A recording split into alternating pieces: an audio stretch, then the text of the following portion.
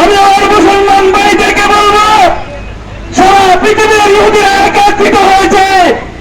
দুঃখের বিষয় হলো আমরা মুসলমানরা একত্রিত হতে পারি নাই। আমরা মুসলমানদের যেসব মুরব্বী রাষ্ট্রপতি আছে, আরব রাষ্ট্রের যেই সকল প্রধানরা আছেন, তাদের প্রতি আমরা কিভাবে ধিক্কার জানাই। সারা বিশ্বের মুসলমানরা একত্রিত হয়ে আমরা ইহুদিদের বিরুদ্ধে ইনশাআল্লাহ যুদ্ধ করব। প্রয়োজনে আমরা বাংলাদেশ থেকে জানিয়ে দিতে চাই, কোন মুসলমানের উপরে যদি অত্যাচার করা হয়, হত্যা করা হয়, তাদের রক্তের বদলা ইনশাআল্লাহ আমরা নেব।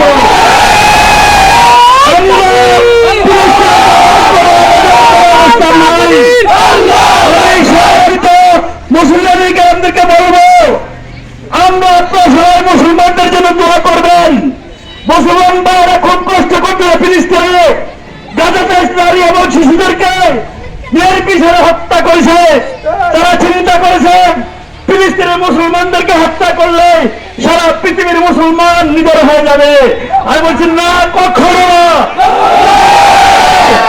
এক বিন্দু রক্ত থাকতে ইহুদিদেরকে পৃথিবীতে আমরা জয় করতে দেব না।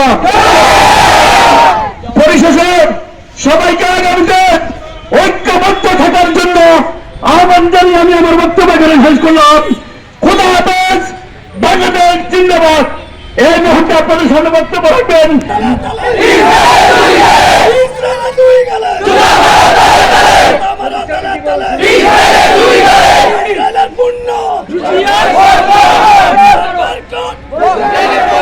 বর্তমান বিশ্বের মুসলমানদের যে পরিস্থিতি, যে অবস্থা, করুণ পরিণতি, এই পরিণতি নতুন করে হয়েছে বিষয়টি এমন নয়।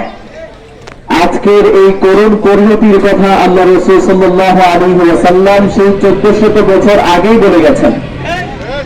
বিজাতিরা মুসলমানদেরকে চতুর্দিক থেকে বেষ্টন করে রাখবে। দেখেছে কিনা আজকে বলেন? আজকে বিজাতীয় সংস্কৃতি আমাদেরকে চতুর্দিক থেকে বেষ্টন করে রেখেছে। বিভিন্ন রকমের দিবস নিয়ে, অপসংস্কৃতি নিয়ে মুসলিম জাতির ইমানকে ধ্বংস করার পায়তারা করছে। মুসলিম জাতিকে নির্বিচারে হত্যা করা হচ্ছে। সারা বিশ্বে মুসলমানদের উপর হত্যাযজ্ঞ চালানো হচ্ছে। এর কারণ হিসেবে আল্লাহ রাসূল সাল্লাল্লাহু আলাইহি ওয়াসাল্লাম বলেছেন যে আজকে আমাদের মুসলমানদের এই অধঃপতন কেন? আমরা শুধু আজকে মিছিল, মিটিং, বিক্ষোভ এখানে আমাদের বিষয়টাকে সীমাবদ্ধ না রাখি, প্রতিবাদ করব অবশ্যই। আল্লাহ রাসূল যেহেতু বলেছেন মুসলিমরা একে অপরের দুঃখে দুঃখিত হবে, ব্যথিত হবে। আর মুসলিমরা কারাজুলিন ওয়াহিদিন, মুসলিম জাতি তারা এক আত্মার মতো। শরীরের কোন অংশে যখন ব্যথিত হয় পুরো শরীর ব্যথা অনুভব করে। ঠিক তদ্রুপভাবে মুসলিম জাতির কোন মুসলমান ভাই যদি কোথাও ব্যথিত হয়, সারা বিশ্বের মুসলিম সকলে ব্যথিত হতে হবে। ঠিক কিনা বলেন? আজকে ইসরায়েলের বর্বরতার কারণে আমার মুসলিম ভাইরা ফিলিস্তিনে কষ্ট করছে, নির্বিচারে তাদের উপর হত্যাযজ্ঞ চালানো হচ্ছে।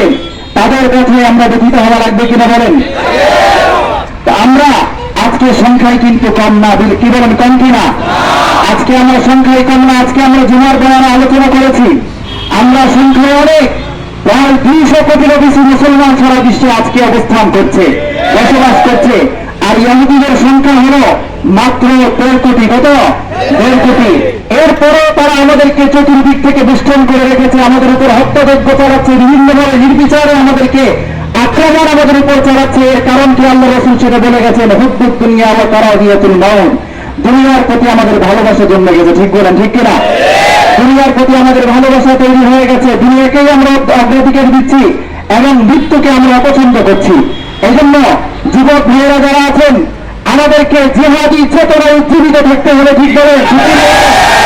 জিহাদি চেতনা লালন করতে হবে। ইসরায়েল যে ধরনের আরো কত রকমের ষড়যন্ত্র করে যাচ্ছে মুসলমানদের উপর, তাদের সেই প্রতিবাদের জন্য আমাদেরকে জিহাদি চেতনা আমাদের বুকে লালন করতে হবে।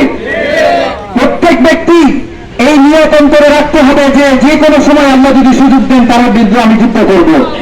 আল্লাহ রাসূল বলে গেছেন, একটি জামাত এমন হবে যারা ইহুদিদের বিরুদ্ধে যুদ্ধ করবে।